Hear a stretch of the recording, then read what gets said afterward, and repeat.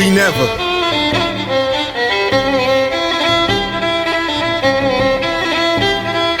We never.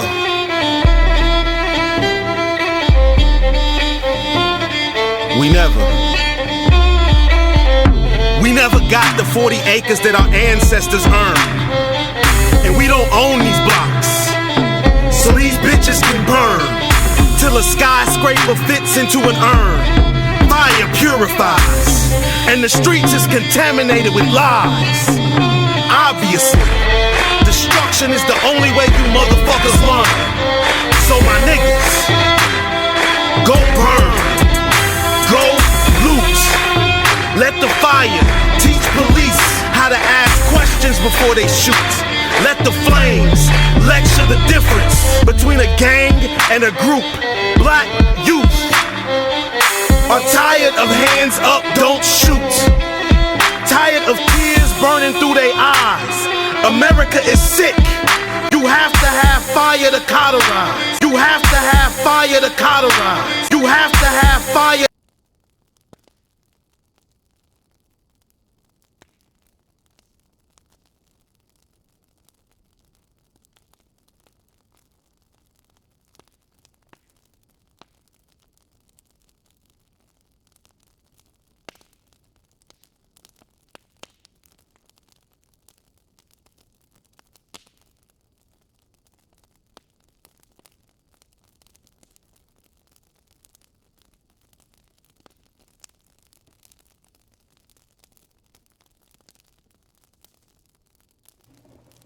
In Columbus, Ohio, the streets are on fire. My rage is a loud scream. No throat is strong enough to hold. My stillness has been paralysis.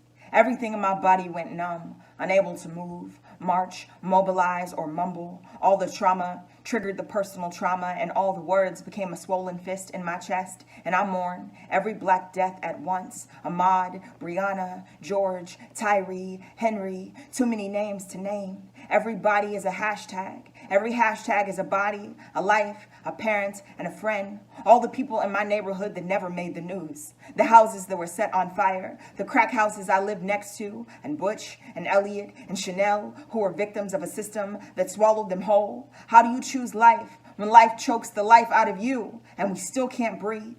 How you murder our mothers and our sons, and we are supposed to stay silent. The streets are on fire, and I want to burn them too.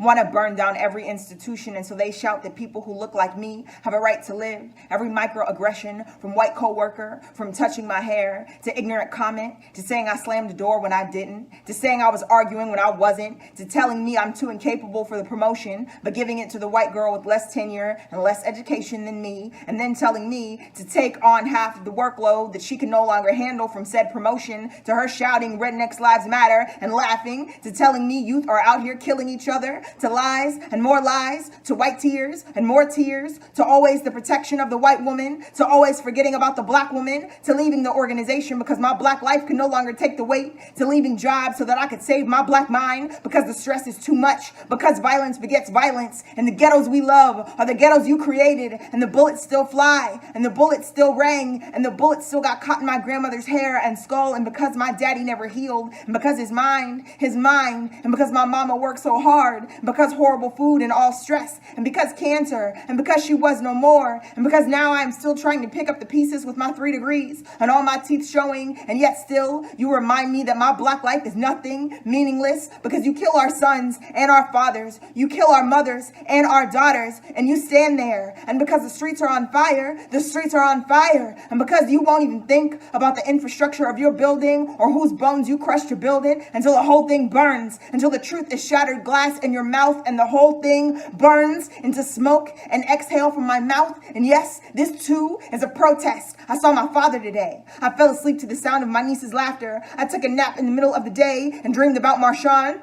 And all he did was hug me and never said a word. And this too is a protest. An amber smile is the arch in my spine. I rested my mind, sat out in the sun, went for a run, drank water and ate a plum, cooked myself a meal, wrote a poem, caught a breeze on the porch with my 85-year-old mentor, read a scripture, listened to a sermon, turned Beyonce into a sermon, twerked until my thighs hurt, braided my hair and then rebraided it again. And this too, yes, even this too is a protest for my black life. We birth children, load pistols, raise nations with our tongues, make meals for our families, march the streets, tear gas and mace in our eyes, and still we make it home by sunrise. Keep watch over our babies after the street lights have gone out and there's nothing but rifles glaring from rooftops. We harness the protest in our throats like a prayer. Feel the revolution become a flame in our mouths and watch the whole thing burn.